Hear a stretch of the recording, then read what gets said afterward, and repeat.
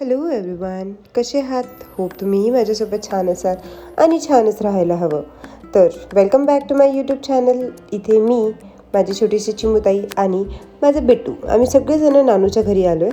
तसं माझं माहेर आता खूप जवळ झालं आहे, त्याच्यामुळे मी म्हटलं की मम्मी, तुला काही मदत लागली तर तू मला नक्की सांग. तसं तर आईला कधीच वाटत नाही की आपल्या लेकराला मदतीला किंवा काम द्यावं किंवा काम सांगावं म्हणून. पण मात्र मला हे काम खूप आवडतं आणि मला हे शिकायचं आहे. कारण की ना, अर्ध्या ह्याच्यात आता आपण ज्या जनरेशनमध्ये होत चाललो ना, त्या जनरेशनमध्ये मोस्ट ऑफ द थिंग्स ह्या आपल्याला येणारच नाही आहे, की जे आपण आपल्या चिल्लू शिकू शकतो. त्याच्यामुळे म्हटलं की मी येते तुला मदतीसाठी. तरी ते सकाळ सकाळ झाली होती आणि ह्या गोष्टी सकाळीच करतात. आता सध्यासाठी जर मी विचार केला ना, तर अर्ध्या पुणे शहरात नाही तर अर्ध्या घरात ना, पूर्ण ह्याच्यात महाराष्ट्रामध्ये हे काम चालू असेल. ते म्हणजे पापड बनवायचं. पापडा उन्हाळा लागला की सगळ्यांच्या घरात मात्र ना ह्याचंच घाई असते की पटपट पापडे बनवून घेऊ, हे बनवायचे, चिप्स वेफर्स, परत ते गव्हाचे वेगळे काय काय थिंग्स असतात ना, सांगू पण शकत नाही. पण आम्ही सुरुवात ही उपासाच्या पापडांपासून करतो. आता मम्मीने जे बटाटो वगैरे रात्रीच किसून वगैरे ठेवले होते, तिने काप वगैरे बनवून ठेवले होते, कारण की तिला ह्या गोष्टींचा खूप आवड आहे. आता तुम्ही म्हणत असाल की अरे बटाटे एवढे उकळून का घेतात? तर जर तुम्ही चिप्स बनवत असाल उपवासाचे, तर हे आता रात्री तुम्ही खिसून वगैरे ठेवायचे आणि सकाळी त्याला हाफ यानी 80% शिजवायचं आणि त्यानंतर त्याला वाळत टाकायचं. आता हे एवढे पांढरे का दिसतात ते? कारण की माझ्या मम्मीनी एक ट्रिक यूज केली. मोस्ट ऑफ जर तुम्ही फक्त बटाटे सोलून खिसून त्याला हाफ उकळून वाळवायला टाकसाल, तर काही वेळानंतर तुमचे जे बटाट्याचे चिप्स आहेत ते थोडेसे काळे पडतात. पण हे पांढरे का दिसतात आहे? बिकॉज माझ्या मम्मीने तुरटी फिरवली होती. जेव्हा आपण त्यांना खिसून पाण्यात टाकतो तेव्हा एकदा तुरटी फिरवायची त्याच्यातनं, तर जे काळपणपणा असतो बटाट्याचा तो निघून जातो. त्यानंतर हाफ शिजल्यावर ते बटाटे तुम्ही वाळत टाकायचे. एखादी साडी असेल तुमच्याकडे, चादर वगैरे, प्लास्टिकवर न टाकता आय वुड सजेस्ट की कपड्यांवर टाका, कारण की ते कपडे पाणी पण सोकून घेतात आणि उन्हामध्ये कपडे कसे कडक होतात, तर त्याच्यामुळे ते खूप छान आणि कडक वाळले जातात. त्यानंतर हमरा ये काम चाल रहा था अकेले में, कारण की मी मम्मीला म्हटलं तू चिमुताईला सांभाळ, बाकी का काम हम देख लेगा, हम कर लेगा. तसं माझी मम्मीची थोडीशी तब्येत बरी नाही आहे, पण आता काय सांगू तुम्हाला, आई ही आई असते आणि नानू नानू असते. तर ती म्हटली की ठीक आहे मी सांभाळते, पण हे चिप्स वगैरे मी सगळं बनवायला घेणार आहे. आणि कसं ना, आधीच्या काळातल्या ज्या सगळ्या बायका होत्या त्या ह्या सगळ्या गोष्टी खूप करायच्या. त्याच्यामुळे त्यांना प्रत्येक उन्हाळा आला ना, तर त्यांना पापडं वगैरे बनवण्याचं खूप आनंद म्हणता येईल किंवा हाऊस म्हणता येईल. आणि हे वर्षभर टिकतात. वर्षभर. लास्ट टाईम माझ्या नंदाने बनवलेले चिप्स आमच्याकडे अजूनही अर्धा डब्बा भरून आहे. भले ते उपसात वगैरे खूप ठिकाणी कामाला येतात, कधी आठवण नाही राहत धावपळीच्या जगात, पण मात्र हे बनवून ठेवायचे आणि खूप छान लागतात टेस्टसाठी, विकत घेण्यापेक्षा तरी. त्यानंतर माझे चिप्स वगैरे वाळत टाकून झाले ते बटाट्याचे.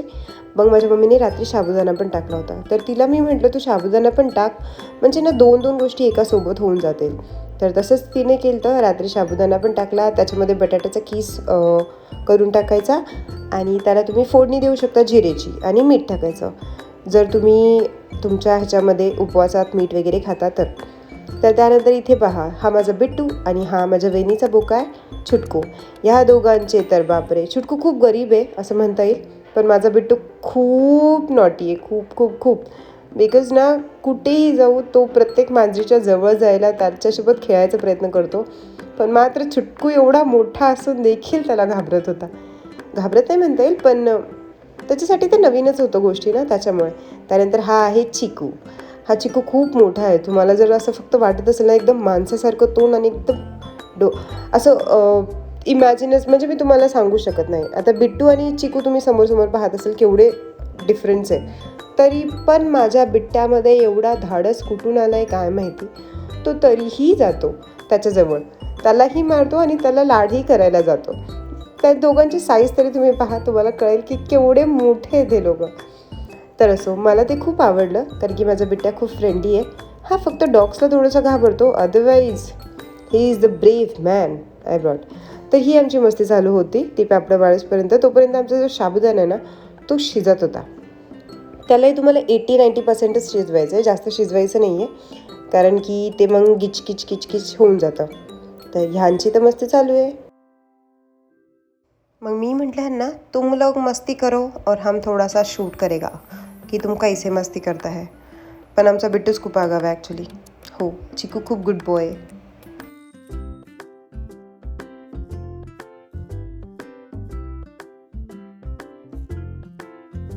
त्यानंतर मात्र मम्मीकडे गेले तर मम्मीला म्हटलं नाश्ता काय बनवणार आहे. तिला माहिती आहे मी सासरीवरून कधी पण घरी येताना नाश्ता करून येत नाही, कारण की माझ्या मम्मीकडे मला खूप छान खायला भेटतं.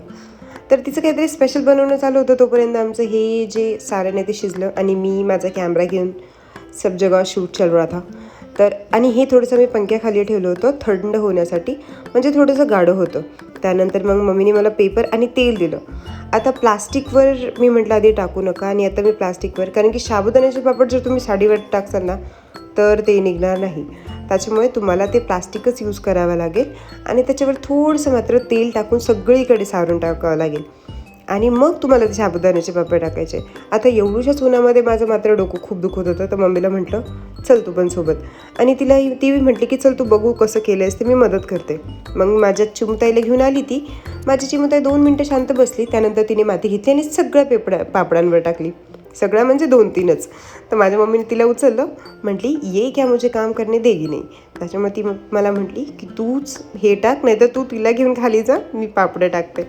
मम्मीला म्हटलं नाही तुझा खूप ऊन आहे, मी पटपट आवरून घेते आणि त्यानंतर आपण पापडं टाकू. तर असं आमच्या साबुदाण्याचे आणि बटाट्याचे वेपर्स झाले. पण मात्र आम्ही गव्हाचे पण बनवायला घेणार होतो, पण सध्याला काय आहे ना, त्या एरियामध्ये एक बुजुर्ग राहतात, त्यांची तब्येत खूप सिरियस आहे.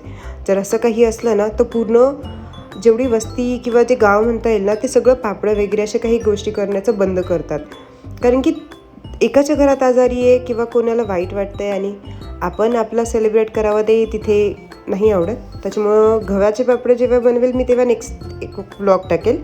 आणि इथे माझं मस्तपैकी छान असा पुरी भाजी बनवलेली मम्मीनी, त्याच्यात थोडीशी खीरही होती आणि ती खूप स्वादिष्ट आणि खूप सुंदर होती. त्याच्यामुळे मम्मीच्या हाताचं मी कधीच सोडत नाही. त्यानंतर आमची ही बुढी अम्मा आली, म्हणजे माझी जुगनू. तिनेही बिट्टूला थोडंसं पाहिलं आणि माऊ 2 फटके पण दिले. तो प्रसाद आहे, कंपल्सरी आहे, सगळ्यांना घ्यावा लागतो. आमच्या घरात जेवढ्या मांजरीत सगळ्यांनी आमच्या जुगनूचा मार खाल्लेला आहे आणि बिट्टूलाही मी मागं ठेवलं नाही आहे, त्याच्यामुळे म्हटलं मारून घे. तर तुम्हीही तुमच्या घरी पापडे वगैरे बनवायला स्टार्ट केली आहे का? केली असेल तर नक्की मला कमेंट करून सांगा. त्यानंतर मम्मीने सगळ्यांना ताक दिलं, कारण की गरम खूप होतं. तर असं होती आमची सकाळ. Thank you for watching. Please like, do, share, subscribe and Radhe Radhe.